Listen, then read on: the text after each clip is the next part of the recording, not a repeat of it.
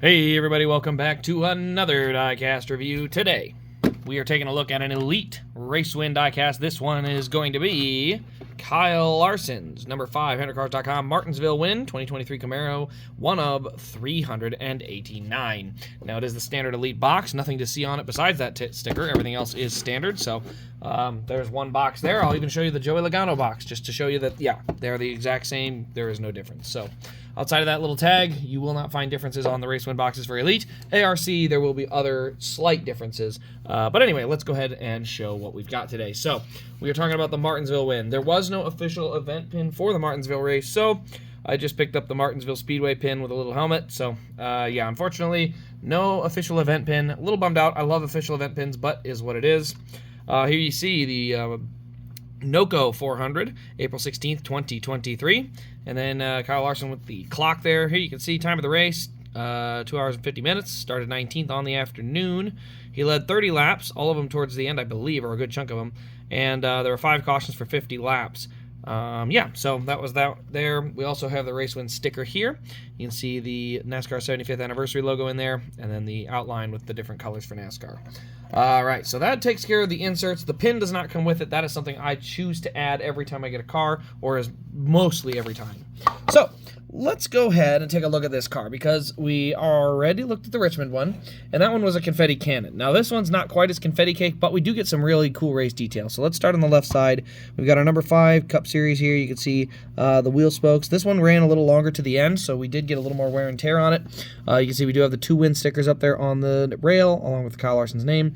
But then here you can see the left rear is all Goodyear lettering rubbed off, and there it is. There is a flat spot. Now the flat spot's really kind of tough to see because, unfortunately, the way they keep doing flat spots, and I'll show you that right there. See how that flat spot is rounded back here?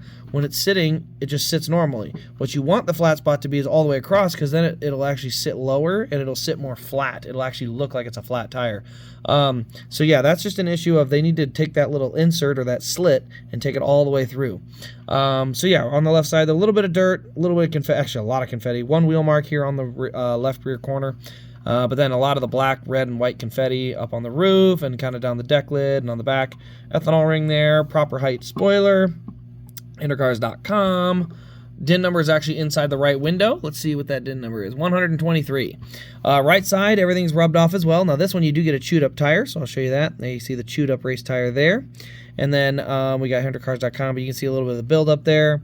Rest of the right side's actually pretty clean. We do get the chewed up tire, which is kind of neat because very rarely do they blow tires with these cars. These tires are so hard. That's part of the reason the racing is sucked on short tracks. But yeah, he did a burnout for half a lap practically and only chewed it up. Didn't even fully flatten it. But anyway, no Goodyear lettering on the right front either. Definitely had some contact. You can actually see some of the rub marks here and then another one there. There on the splitter, you can see a mark as well. Carbon fiber, and then you got that little yellow, and then there's a tire mark. So yeah, that's our race detail there. More confetti, that kind of stuff. But as far as the race detail, little dirt, chewed up tire, that's probably the highlight of the car. This chewed up tire here on the right rear.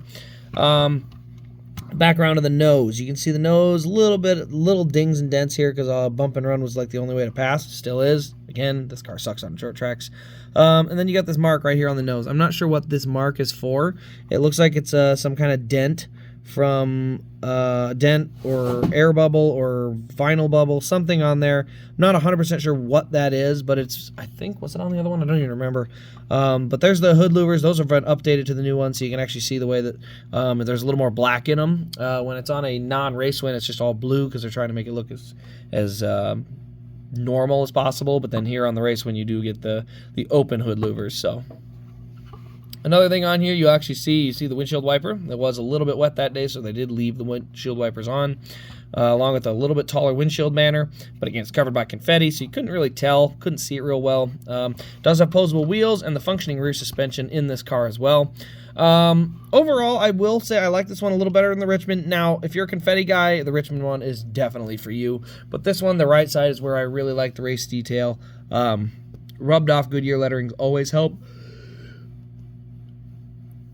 The chewed up right rear tire is another one. That one always, of course, is another thing I really like. And then just overall, it is a Martinsville car, so there's a couple dings and dents, but man, Martinsville, I'm not gonna lie, the racing there has sucked so bad the last couple years.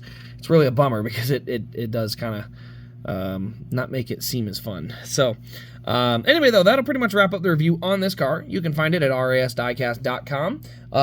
Also, well, let me see. I don't know if I'll have it linked. But anyway, that's where you can find it, rasdiecast.com. ARC and Elite. I don't remember if the 164s are in or even if they're getting made. Larson's a weird driver. A lot of his 164s don't get made. So anyway, guys, that'll pretty much wrap it up, though. Thank you all for watching. I hope you've enjoyed. This has been Race Craze. We'll see you in the next one.